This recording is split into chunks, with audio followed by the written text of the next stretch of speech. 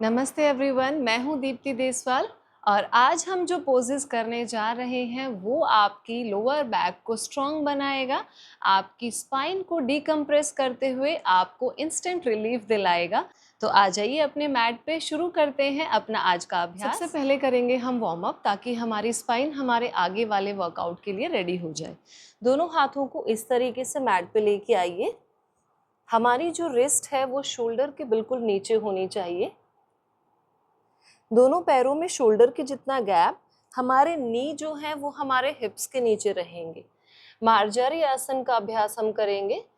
Inhale करना है, नेक up करनी है, अपनी बेली को नीचे ड्रॉप करना है, बैक में एक हल्का सा कर्व लेके आएंगे। एक्सेल करेंगे,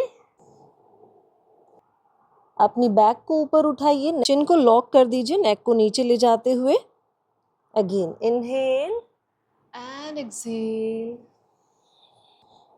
Again, inhale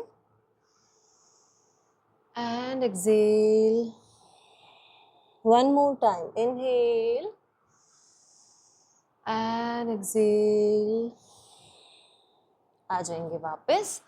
ये जो हमारा स्ट्रेच था ये हमारी स्पाइन को एक जेंटल रिलैक्स देता है और साथ में ही वार्म अप करता है।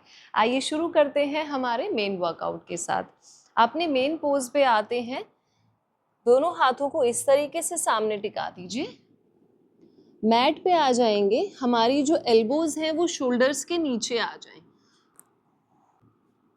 सालंब भुजंग आसन हम करेंगे। यहाँ से हमें इनहेल करते हुए मैक्सिमम ऊपर उठना है। चेस्ट को एक्सपेंड करते हुए सामने देखेंगे। ये पोज जो है ये हमारी डिस्क के लिए एक अमृत के समान है, क्योंकि ये हमारी डिस्क को वापस उसी जगह पे लाने में हेल्प करता है। इसी को दोबारा स्टार्ट करेंगे। Inhale, maximum stretch. हमारी जो कोहनियां है वो कंधों के नीचे हो और मैट पे ही रहेंगी हमारी फोर आर्म्स। डीप ब्रीथ करते हुए, deep inhale and exhale. Again inhale and exhale. Hold करेंगे इस पोस्चर को यहीं पे फॉर 10 सेकेंड्स। 1, नॉर्मल ब्रीदिंग चलती रहे। 2, 3, 4, 5, 6, 7, 8, 9 एंड 10। Slowly down.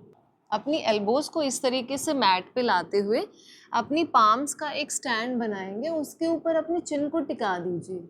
हमें पीछे से अपने पैर बिल्कुल ढीले छोड़ देने हैं और इस तरीके से यहाँ पे डीप ब्रीथ करना है। इस पोस्चर को यहीं पे होल्ड करेंगे फॉर 1 मिनट। आप यहीं पे अपनी स्पाइन पे एक अच्छा रिलैक्स फील करेंगे। जिन्हें सीवियर साइटिका या फिर स्लिप डिस्क है उनके लिए ये पोस्चर बहुत ही हेल्पफुल है। हमारी बैक की कंप्रेस नर्व पे से प्रेशर को बिल्कुल हटा देता है, रिलीज कर देता है और आपको एक बहुत अच्छा रिलीफ महसूस होता है। होल्ड करेंगे यहीं पे। अगर पॉसिबल है तो एल्बोज को थोड़ा और आगे की तरफ शिफ्ट कीजिए यहाँ पे और रिलैक्स फील कीजिए, पैरों को ढीला छोड़ते हुए। आ जाएंगे वापस, धीरे से वापस आ जाइए। करेंगे हमारे शाइटिका के दर्द को टारगेट करते हुए। आ जाएंगे अपने मैट पे, सीधे लेट जाइए, दोनों पैरों को सामने फैलाते हुए। अपने लेफ्ट लेग को इस तरीके से बेंड कर लेंगे। इस तरीके से सीधे पाँव का टखना आपके उल्टे पाँव के घुटने पे रख दिया जाए। अब दोनों हाथों से लेफ्ट थाई पे इस तरीके से ग्रिप बनाएंगे। यहाँ पे ध्यान दीजिए नीचे वाला जो पैर है वो 90 डिग्री पे रहे और यहाँ पे पकड़ते हुए इसको अपनी चेस्ट की तरफ खींचना है। यहाँ पे स्ट्रेच करेंगे, मैक्सिमम अपनी चेस्ट की तरफ लेके आइए। अब आपको आपके राइट हिप में, राइट ग्लूट्स में एक प्यारा सा डीप स्ट्रेच फील होगा। ये हमारी पिरिफॉर्मिस मसल को रिलैक्स करता है जो शाइटिका नर्व को कंप्रेस करती है। यहाँ पे स्ट्रेच को फील कीजिए। मैक्सिमम अपनी लेफ्ट थाई को अपनी और चेस्ट की ओर लेके आते हुए होल्ड करेंगे यहीं पे। 1, 2, 3, 4, 5। रिलैक्स। आ जाएंगे धीरे से वापस और शिफ्ट करेंगे दूसरी साइड। इसी तरीके से लेफ्ट एंकल को लेके आएंगे राइट नी पे और हमारे राइट थाई को हम इस तरीके से ग्रिप बनाएंगे। थाई को अपने चेस्ट की तरफ लेके आएंगे, मैक्सिमम खींचेंगे और यहीं पे होल्ड करेंगे। 1 2 3 4, यहाँ पे स्ट्रेच को फील कीजिए।